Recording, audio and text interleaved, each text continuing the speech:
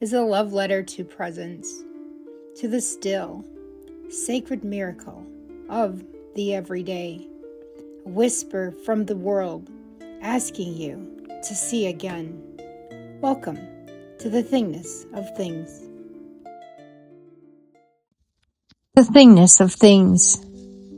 There is reverence in karma, a kind of divine timing that reveals itself in subtle sensory ways, in the gentle unfolding of reality. It's sacred, a living gift, a mirror through which Dharma begins to bloom.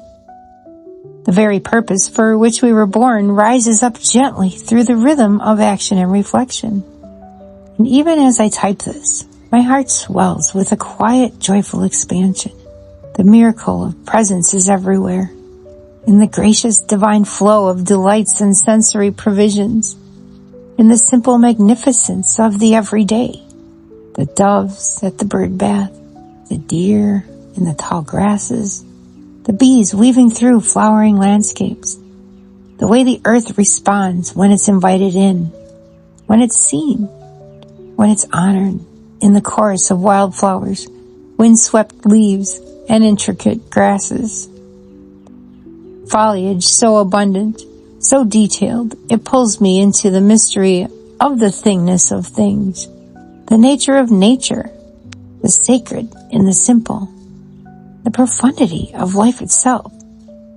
There's a quiet joy in it all, a magnificence so complete it invites us to lose ourselves in the wonder of being, to explore the butterfly effect of simply existing, to ask again and again what it means to be alive. I remind myself gently that karma and dharma are still evolving, still shaping and reshaping themselves through presence, through awareness, through breath. My dharma, at its essence, is to be here, present, awake, as fully human as this human can be, and to share that presence vividly with you, with the world, with whatever part of creation is listening. There's a dance to it all. Is it karma or dharma calling me to the cooling breeze, the warmth of sunlight across my skin, to have the time and peace, the silence within, to be with the countless shades of green and blue held in the tree canopies, in the rippling grasses, in the wide open sky.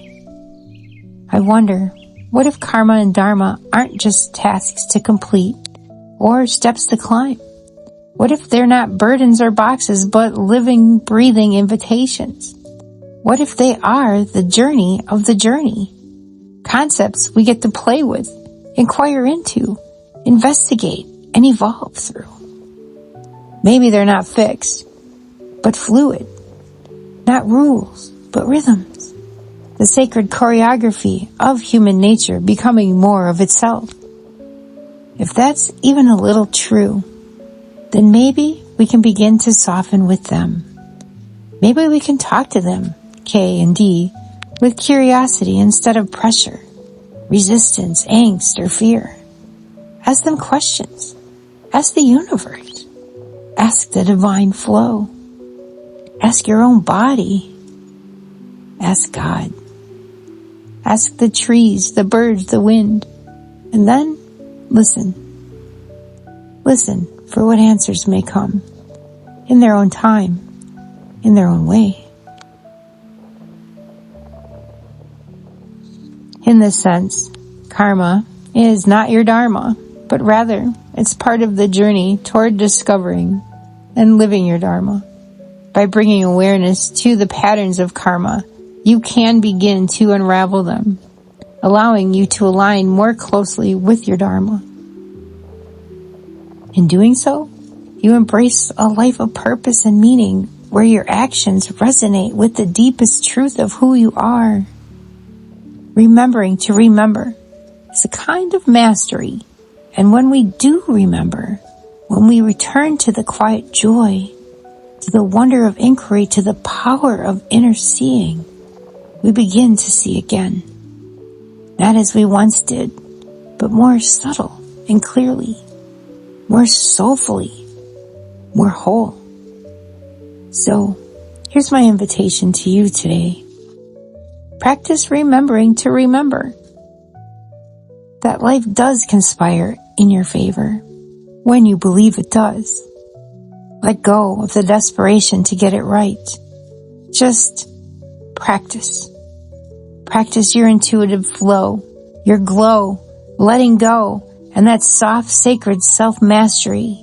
May your karmas and dharmas rise and ripple in harmony with the universal glow. Remembering to remember. A poem by Tammy Bonnin. I've wandered through the questions, soft ones, loud ones, and the kind that hum beneath the skin. Is karma just a consequence or something more divine? Is karma a duty or a becoming? And what if the two are not separate at all, but folded into one another, like breath and body, like wave and water, like air and wind? The answers don't shout, yet they arrive just in time.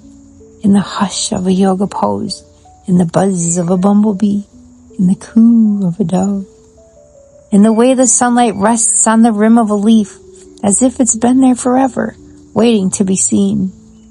The divine doesn't always explain itself. Sometimes it simply invites me to notice.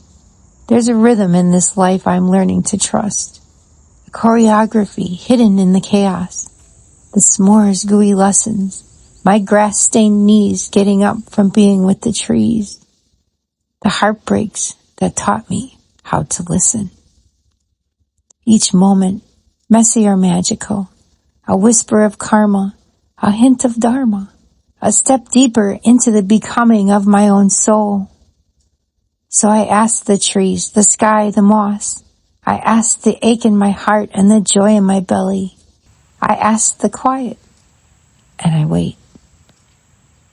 Sometimes wisdom doesn't arrive in answers, but in the willingness to be here, now, to feel it all and still remain open. Ask your own heart.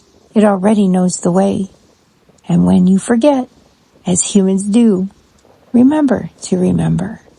You are already in the flow. End.